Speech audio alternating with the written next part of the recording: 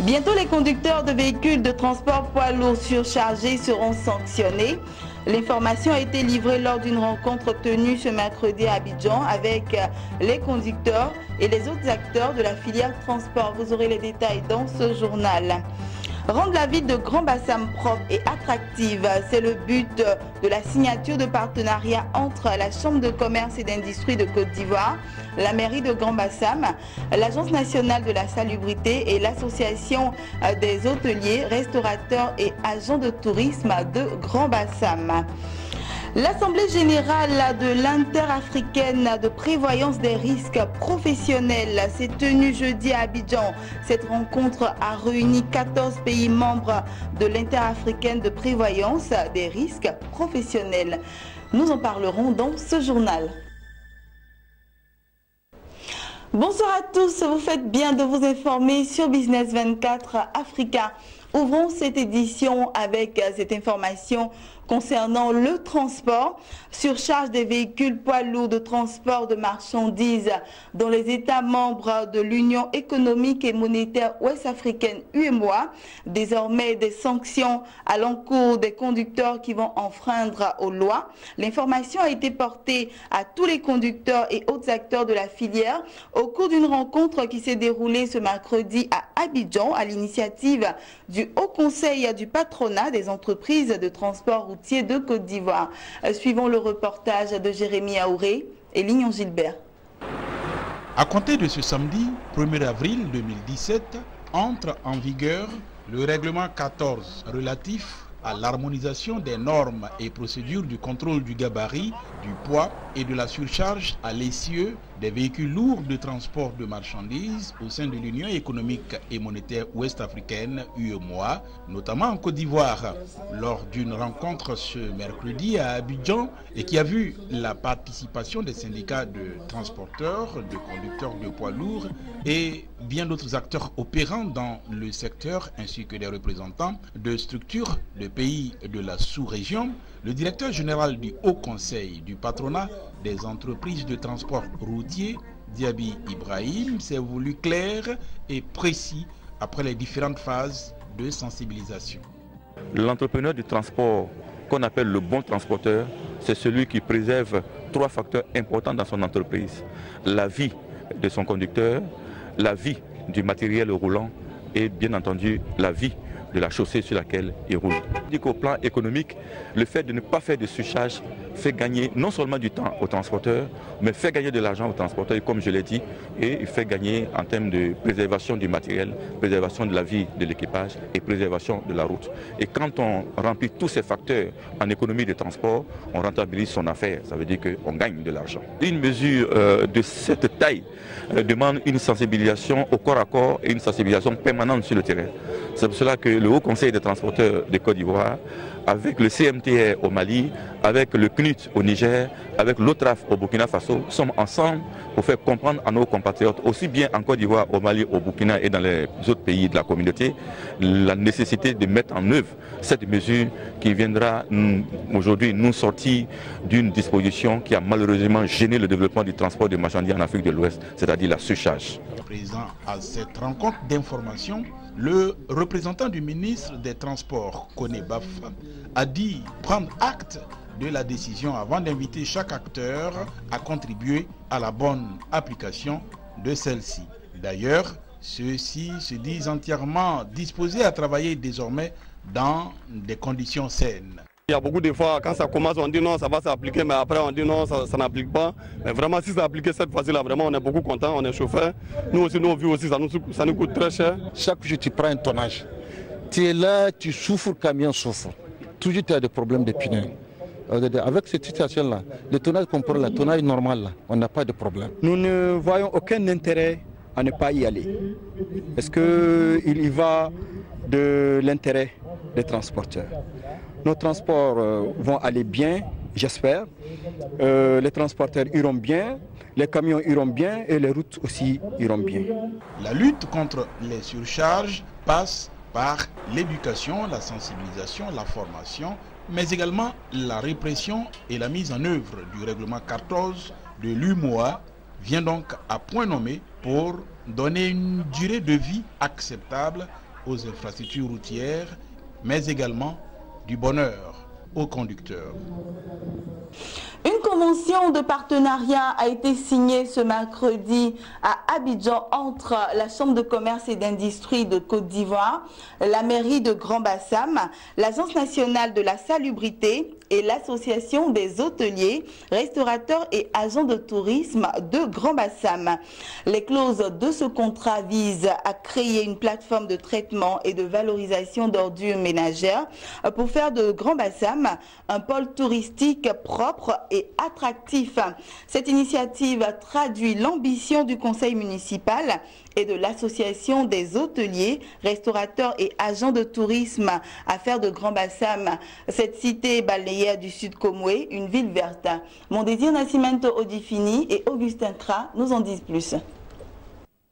Une convention pour rendre Grand-Bassam plus propre et attractif. L'accord a été signé entre la Chambre de commerce et d'industrie de Côte d'Ivoire, la mairie de Grand-Bassam, l'Agence nationale de la salubrité ANASUR et l'Association des hôteliers, restaurateurs et agents de tourisme de Grand-Bassam. Il ressort de cette convention la création d'une plateforme de traitement et de valorisation d'ordures ménagères. La mairie de Grand-Bassam s'est engagée à mettre à la disposition du projet un domaine de 3 hectares qui abritera le centre de traitement et les installations. Quant à la Chambre de commerce et d'industrie de Côte d'Ivoire, elle promet mobiliser les partenaires autour de ce projet. C'est qu'on se mette effectivement ensemble dans un cadre pour appuyer justement ce projet, j'allais dire, de transformation des déchets, mais en passant par toutes les phases, bien sûr. Donc nous nous accompagnons dans le cadre de la formation, dans le cadre de l'appui, de recherche de financement, etc. Donc nous apportons notre concours à ce niveau. Plus de 150 jeunes hommes et femmes seront recrutés et encadrés par l'ANASUR et ses partenaires techniques pour l'exécution de ce projet d'assainissement qui se veut une source de professionnalisation de la filière des déchets solides et ménagers. Comme une structure étatique, nous venons en appui et en assistance via le projet que nous avons déjà en cours pour appuyer au reste afin d'aboutir aux résultats et aux objectifs visés par ce projet.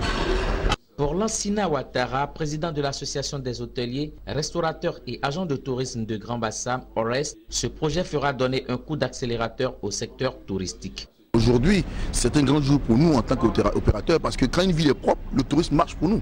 Et donc nous, hôteliers, nous avons pris ça à bras le corps et nous avons décidé qu'aujourd'hui, nous allons essayer de pouvoir accompagner la nature et nous-mêmes notre accompagner. Parce que qui dit la propriété, c'est la santé.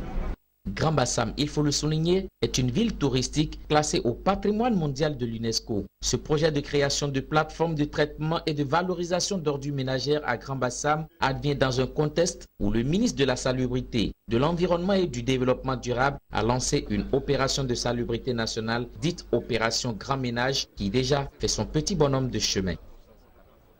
Intéressons-nous maintenant à la prévoyance sociale. Il s'est ouvert ce jeudi à Abidjan l'Assemblée générale de l'interafricaine de la prévention des risques professionnels. Organisée par la Caisse nationale de prévoyance sociale de Côte d'Ivoire, cette rencontre a réuni 14 pays africains membres de l'interafricaine de prévention des risques professionnels. Cette tribune se veut un cadre de concertation et une force de proposition qui favorise l'émergence de solutions communes et une meilleure utilisation des données en matière de prévention des risques professionnels. Max Soubi et Sorochelina.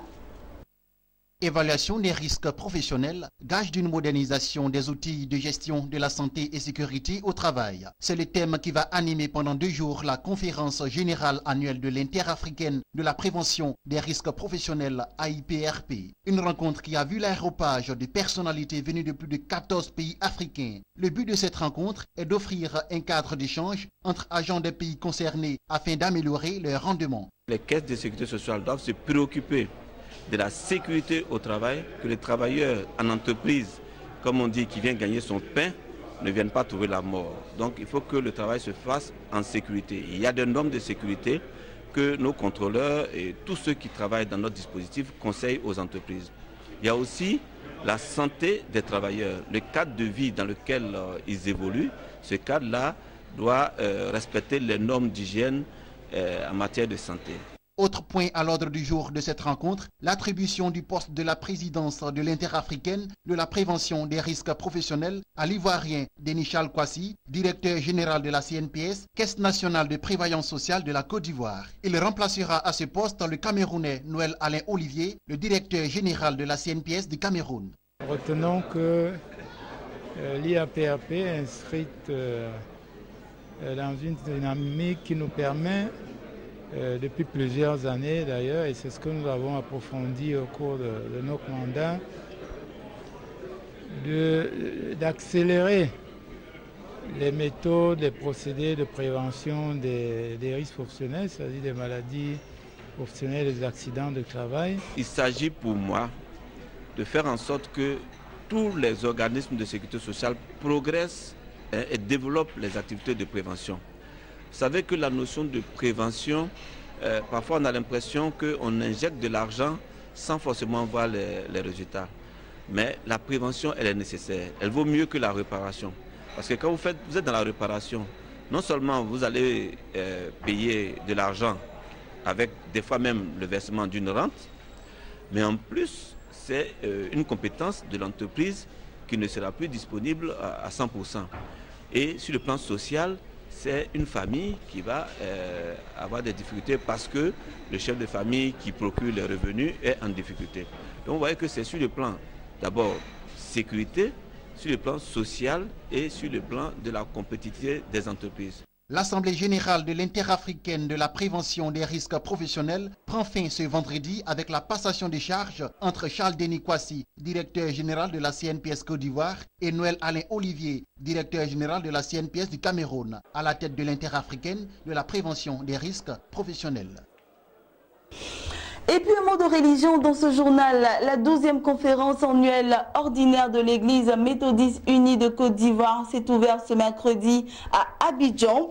Pendant 5 jours, les participants réfléchissent sur la vie liturgique et sociale de l'église à travers le thème « Allons donc pour un accompagnement réussi de la lutte contre la pauvreté ». Et il faut le noter, c'est la toute première conférence du 2e centenaire de cette confession religieuse.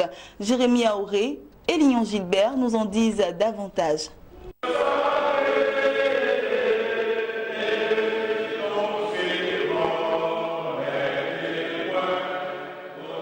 Un cantique bien enlevé par l'ensemble des pasteurs venus de toutes les régions avec à leur tête Bishop Benjamin Boni. Nous sommes ici au temple Galilée de Plateau d'Okuyi à Abidjan à la faveur de l'ouverture de la 12e conférence annuelle ordinaire de l'église méthodiste unie de Côte d'Ivoire, en abrégé EMICI, dont le thème est « Allez donc pour un accompagnement réussi de la lutte contre la pauvreté ». Cette session, ouverte uniquement aux 213 pasteurs de l'église, se penche sur les rapports des districts ordinaires et missionnaires, pendant qu'au temple Bethel d'Abobo Baoulé, 213 laïcs examinent les différents rapports du mouvement national des laïcs et autres structures sous tutelle. Le président de la conférence annuelle de l'église méthodiste unie de Côte d'Ivoire, Bishop Benjamin Boni, relève ici les enjeux majeurs de cette conférence annuelle ordinaire, la première du 2e centenaire de l'église. Ces assises se déroulent autour du thème « Allez donc pour un accompagnement réussi de l'entrepreneuriat ». C'est pour dire que ces dernières années, en tant qu'Église, nous nous sommes laissés préoccuper par la situation des jeunes, la situation des femmes, la situation des sans-travail, la situation des chômeurs. Nous savons que cela constitue un défi majeur pour la nation, pour les églises, etc., etc. Et donc impérieux, n'est-ce pas, que nous continuons à nous y pencher. Ce que nous voulons dire, c'est que les laïcs ont ceci de particulier, d'être organisés en pool d'expertise, donc qui apportent de manière significative leur contribution à la vie de l'Église dans les différents secteurs d'activité, notamment en matière de communication, en matière de finances, en matière d'administration et en matière, j'allais dire, d'ingénierie. Chargé de veiller au bon déroulement de cette 12e conférence annuelle, Kamenan Marcelin et toute son équipe travaillent au quotidien pour le succès de ce grand rendez-vous. Un grand culte d'action de grâce mettra fin à cette 12e conférence annuelle ordinaire ce dimanche 2 avril 2017 au Temple Galilée, après le vote des résolutions 48 heures plus tôt. Et puis cette information importante, le prix Borchamp du cacao en Côte d'Ivoire vient de connaître une baisse significative. 700 francs CFA, c'est le nouveau prix du cacao Borchamp par kilogramme pour la campagne intermédiaire 2016-2017, a annoncé ce jeudi le porte-parole du gouvernement, Bruno Koné. Ce nouveau prix du kilogramme de cacao fait suite à une grave crise qui secoue la filière depuis près de 3 mois. Plusieurs cargaisons de fèves de cacao sont encore en souffrance dans les ports d'Abidjan et de San Pedro. On s'en souvient encore, le 1er octobre 2016, le gouvernement ivoirien avait fixé pour la campagne 2016-2017 à 1100 francs CFA le prix du kilogramme de cacao Borchamp. Ce prix jugé irréaliste a finalement été revu à la baisse à 700 francs CFA et voit déjà les mécontentements de certains producteurs, notamment ceux de la Fédération des producteurs actifs de café cacao de Côte d'Ivoire. Voilà, on termine avec cette information. Vous le verrez en image, plus de 2,2 milliards de dollars de mauvaises dettes ont été récupérées par la Société nationale de défaisance du Nigeria, en abrégé AMCON, sur les 6 dernières années. C'est ce qu'a relevé le directeur général de l'institution, Ahmed Kourou. Ces fonds ont été recouvrés sous la forme de cash, de biens physiques et d'actions, a précisé le responsable. Voilà, c'est ici que nous refermons ce journal. Je vous souhaite une bonne suite de programmes sur notre chaîne de télévision Business 24 Africa.